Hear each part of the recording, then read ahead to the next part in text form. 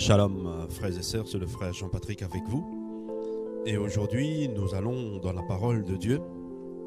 Et nous allons dans 1 Jean au chapitre 5.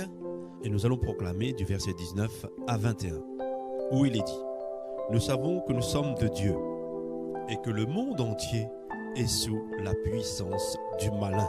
Nous savons aussi que le Fils de Dieu est venu et qu'il nous a donné l'intelligence pour connaître le véritable.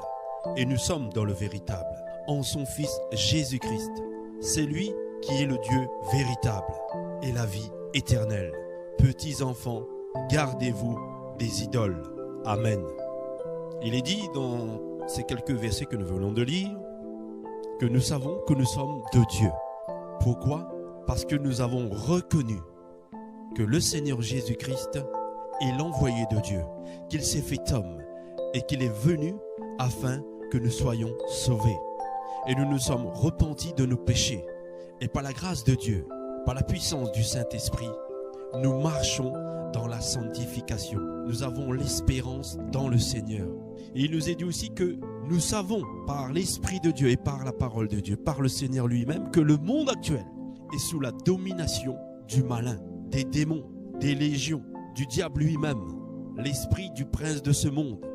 C'est pour cela que nous devons revenir au Seigneur, nous repentir de nos péchés, afin de ne pas périr dans le feu de l'enfer. Parce que l'esprit qui est dans ce monde nous pousse à nous détourner du Seigneur, de la face de Dieu. Et c'est le Seigneur qui nous donne l'intelligence, la grâce de connaître le véritable en son Fils Jésus-Christ. Et par cette révélation que Dieu nous donne, nous savons, nous qui sommes enfants de Dieu, que c'est le Dieu véritable. Il n'y en a pas d'autre. Parce que celui qui s'est dit Dieu dans le monde n'est que l'ennemi. Et que le Seigneur nous demande encore de nous garder des idoles, de ne pas être idolâtres, de ne pas être séduits par celui qui veut nous faire tomber, par celui qui veut nous condamner, par celui qui veut notre perte.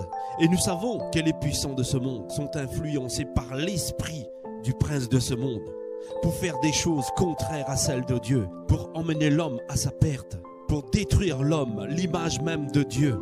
C'est pour cela qu'il est important de revenir au Seigneur, de se repentir de ses péchés et de marcher dans la sanctification afin d'avoir le fruit de la sainteté en nous, frères et sœurs. Le Seigneur revient bientôt. Tenons-nous prêts, soyons vigilants, veillez et priez. Ne vous endormez pas, ne vous laissez pas influencer, séduire par l'esprit de ce monde, mais laissez-vous conduire par l'Esprit de Dieu qui révèle toutes choses cachées, toute vérité qui vient de Dieu, du vrai, du véritable, le Seigneur, l'Éternel des armées, car Jésus-Christ est le chemin, la vérité et la vie.